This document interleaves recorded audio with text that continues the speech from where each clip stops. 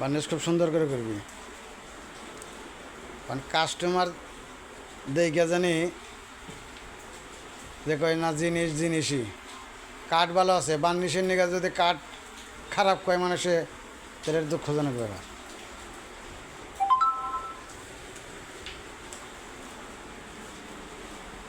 বার্নিশটা সুন্দর করে দিবি, ফিনিশিংটা ভালো করে।